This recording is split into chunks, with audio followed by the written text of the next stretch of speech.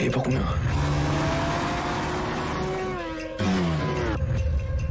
50 000. Putain. Après 2 thrillers bien tendus, le réalisateur Yann Gozlan revient à ce qui est manifestement son genre de prédilection, avec cette fois un film qui fait la part belle à l'action. Au départ, je découvre un roman d'un jeune auteur, Jérémy Guez, l'histoire d'un jeune mec qui plonge dans une spirale infernale et qui se retrouve à devoir réaliser des missions pour le compte d'un dangereux caïd de cité. Tu fais quoi là? Tu veux jouer voir ta meuf? On l'avait dit jeudi, tu veux jouer voir ta meuf? Le personnage principal était un boxeur à la base, mais qui faisait aussi de la moto le soir. Il avait besoin de chevaucher son cross la nuit, comme pour se libérer en fait de toute la frustration qu'il avait. Et cette image-là de ce type qui roule à tombeau ouvert m'a longtemps hanté. Et je me suis rendu compte, je sais pas, la boxe c'était un univers qu'on avait déjà tellement vu au cinéma. Je cherchais quelque chose de peut-être un peu plus original. Et l'idée de la moto, je me suis dit cet univers-là est peut-être plus intéressant. Il y a un univers quand même très cinématographique, très visuel. L'intrigue de Burnout va dès lors s'articuler autour des scènes de poursuite et de Go Fast. Si la cam disparaît ou si tu te fais serrer, ta copine, il la crève. Il fallait storyboarder, hein. Ça c'était fondamental, parce que ça me permettait de pouvoir communiquer avec l'équipe, avec l'opérateur, de savoir comment on allait filmer les choses. Je voulais vraiment offrir aux spectateurs une expérience hyper immersive et sensorielle. J'avais besoin de plans larges, effectivement, pour situer les choses, mais l'idée c'était d'être vraiment dans le cœur de l'action, dans le cœur des courses, d'être avec lui. Donc je voulais rentrer dans le casque. Et le système d'accroche de caméra qui a été compliqué à mettre en place pour avoir des caméras qui étaient vraiment solidaires des motos et pour rendre compte le plus possible de la vitesse, de la sensation de virage. On va pas rester ici 107 ans. Hein. Si tu pas revenu dans 10 minutes, nous on se casse.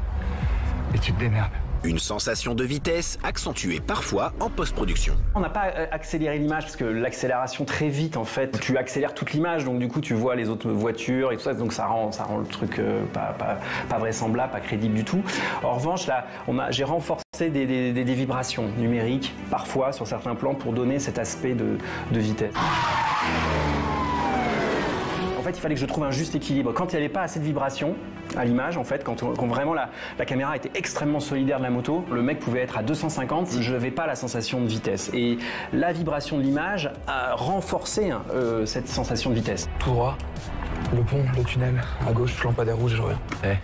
T'auras pour 50 000 là-dedans, alors déconne pas. Mais la sensation de vitesse vient également des paysages traversés par le héros du film. Pour tout ce qui était tronçon d'autoroute, je me dis bon alors on va rééclairer, ça devient, là si vous voulez on multiplie par 10 le budget du film, donc c'était impensable.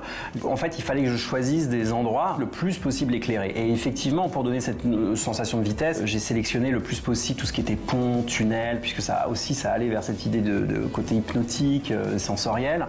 Mais parfois j'étais sur des zones qui étaient vraiment où il n'y avait aucune lumière. Et le numérique, la sensibilité des capteurs de ces caméras m'a permis j'ai monté des plans dans le film qui sont pourtant très sombres et on distingue la moto et c'est même des plans très, je trouve, assez beaux. Mais évidemment, le cinéma, ce n'est pas que de l'image.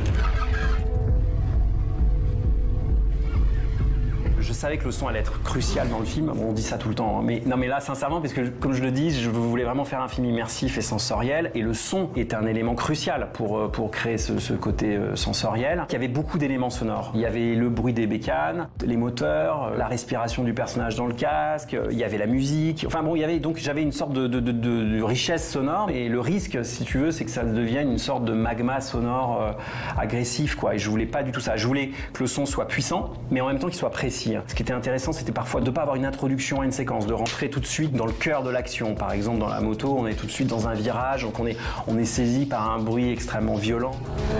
Donc j'ai cherché vraiment des ruptures de rythme, des ruptures de ton dans le film. La recherche de sensations fortes propres au thriller est au final en parfaite adéquation avec l'univers très particulier des motards. Le danger, ils ne le perçoivent pas de la même manière que nous, quoi, je trouve. Ils ont besoin de ça, quoi. Je crois qu'il y a, pour n'importe quelle personne qui a fait un peu de moto, il y a une sensation de liberté, d'adrénaline, de jouissance presque. J'ai envie de dire, il y a un côté comme ça qui est assez intéressant, quoi. Alors, ton cul, tout de suite. L'idée de l'adrénaline, c'était une dimension importante que je voulais traiter dans le film, comme une addiction finalement. Et le film, pour moi, ça raconte ça en fait. Tu me ramènes ce putain de sac.